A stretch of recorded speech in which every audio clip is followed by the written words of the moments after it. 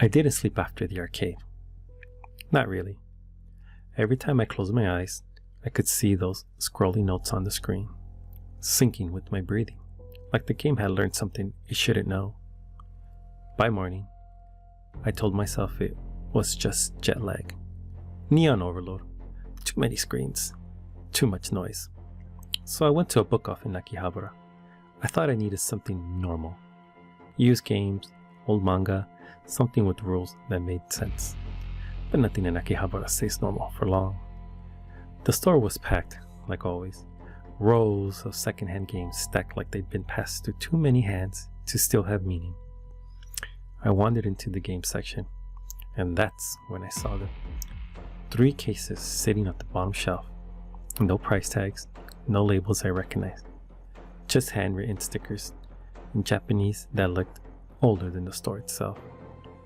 One was for a PlayStation game I've never heard of. The case was slightly warped, like it had been left somewhere warm for too long. The second looked like a Sega CD title, but the logo was scratched out. The third was the worst. No title at all, just a single symbol burned into the plastic. Not printed, burned, like someone pressed it in with heat. I picked up the third one, and it felt heavy. Not physically, just wrong, like holding it meant I was agreeing to something.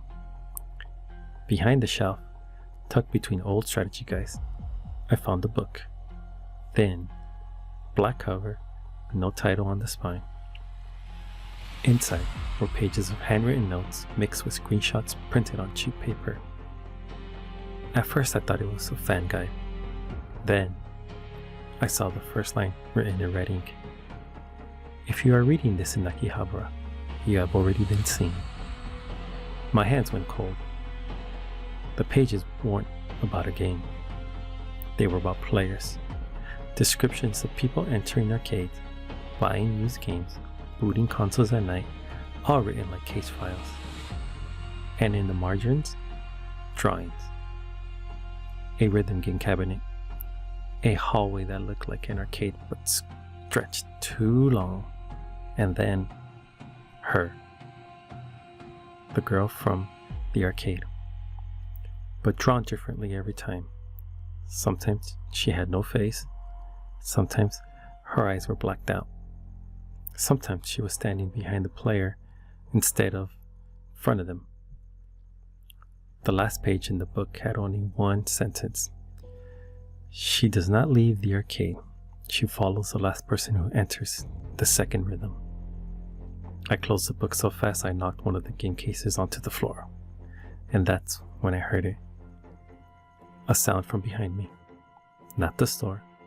Not the people. Something closer. A faint arcade melody. Like it was playing just for me. I turned around. And through the reflection of a glass display case, I saw her again. The same girl. Standing behind me. Except this time she was holding something. A book-off bag. And inside it was the same black book, but newer, like she had just bought it. She smiled slightly, not friendly, not human, and whispered, "You found your copy." And then I realized something that made my stomach drop.